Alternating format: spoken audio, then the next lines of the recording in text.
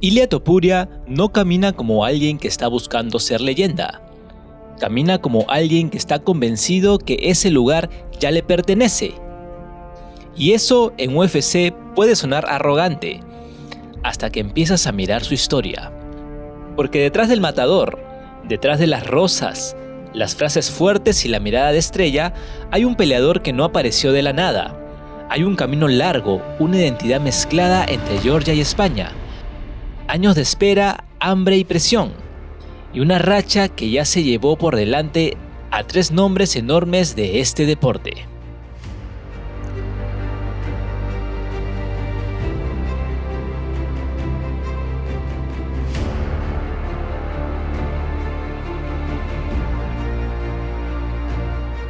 Para entender a Ilia Topuria, primero hay que entender que su historia no es tan simple como muchos creen.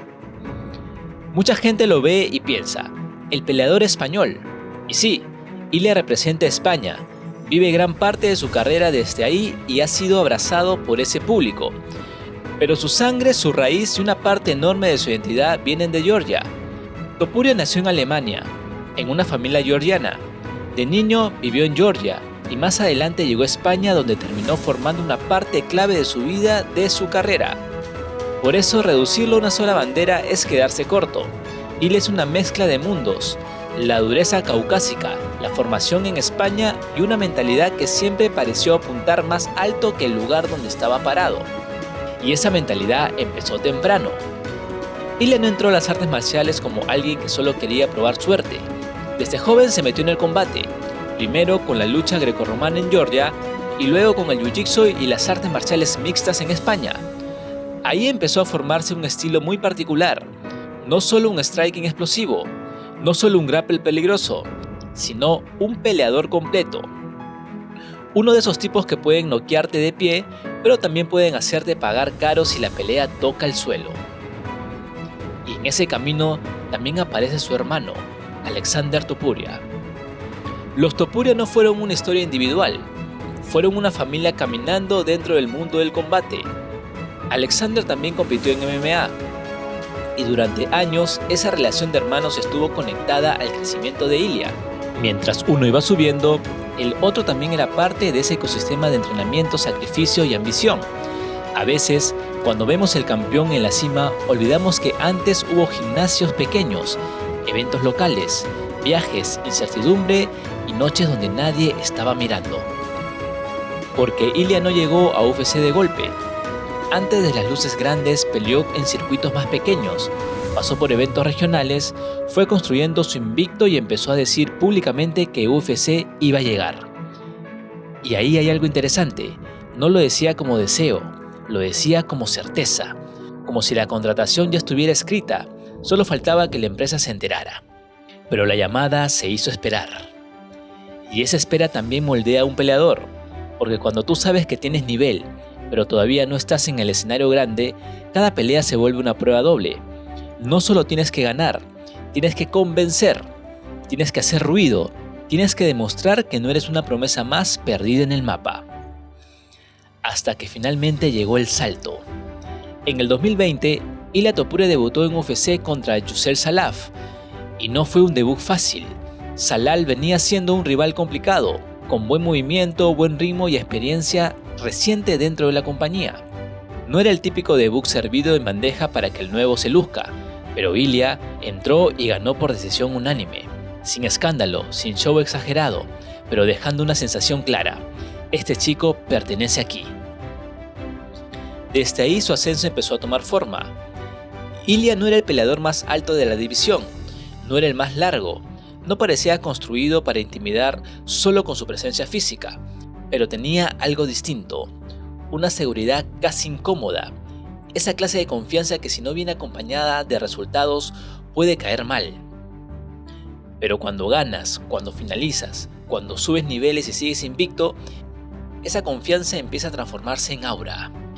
Y Topuria empezó a construir esa aura, pelea tras pelea. Pero el salto de promesa a candidato serio llegó cuando empezó a enfrentar nombres cada vez más duros. La pelea contra Josh Emmett fue clave, porque Emmett no era un rival cualquiera, era un veterano fuerte, peligroso, con manos pesadas y experiencia en guerras. Y Topuria no solo ganó, dominó durante 5 rounds.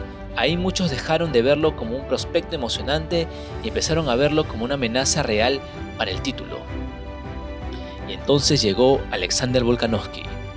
Volk no era solo campeón, era uno de los mejores peleadores libra por libra del mundo, un tipo inteligente, técnico, con años dominando peso pluma y con una capacidad brutal para ajustar durante las peleas. Para muchos, esa era la gran prueba, el examen final, el momento donde se iba a saber si Ilia era realmente especial o si todavía le faltaba camino. Y Topuria lo noqueó. En UFC 298, Ilia cerró la distancia, encontró el momento y apagó a Volkanovski en el segundo round. Esa noche no solo ganó el cinturón de peso pluma, se convirtió en el primer campeón georgiano y español en UFC y de golpe pasó de promesa peligrosa a estrella mundial. Pero ganar el cinturón es una cosa, defenderlo contra Max Holloway es otra historia. Max no era simplemente otro retador, Holloway es una leyenda viva del peso pluma, un peleador con volumen infinito, experiencia de campeonato y una mandíbula que parecía escrita en piedra.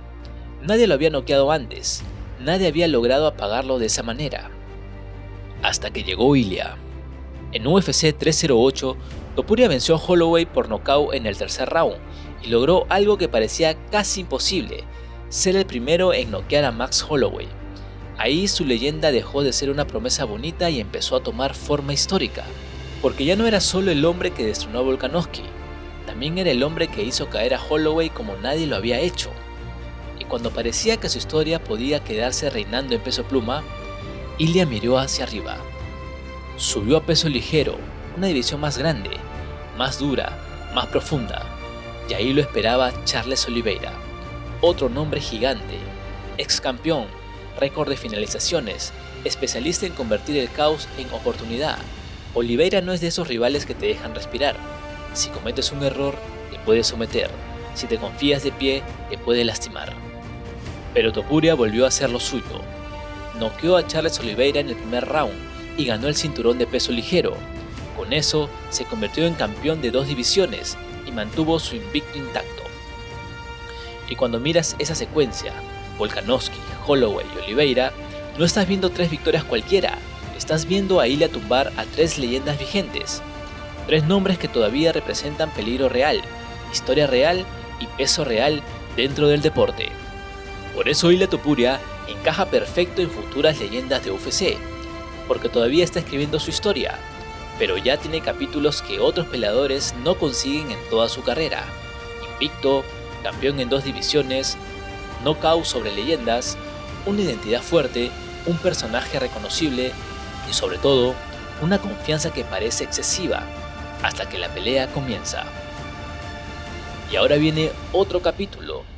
El 14 de junio, en la cartelera de la Casa Blanca, Ilia Topuria tiene otra prueba enorme ante Justin Gaethje.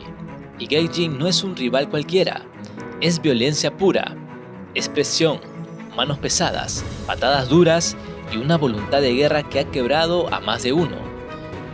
Si Ilia gana, su nombre sube todavía más.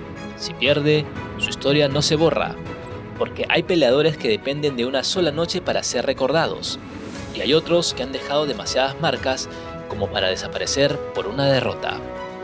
Tal vez cuando veas este video, el matador ya haya vuelto a levantar la mano, tal vez la rosa haya caído otra vez sobre el octágono, o tal vez Justin Gaethje haya sido el hombre que logró frenarlo, pero la pregunta de fondo no cambia, porque Ilia Topuria ya no está peleando solo por cinturones, está peleando por algo más grande, por su lugar en la historia. Y si su camino sigue como hasta ahora, puede que dentro de algunos años ya no hablemos de Ilia como una futura leyenda, sino como uno de los nombres que marcaron una era en la UFC.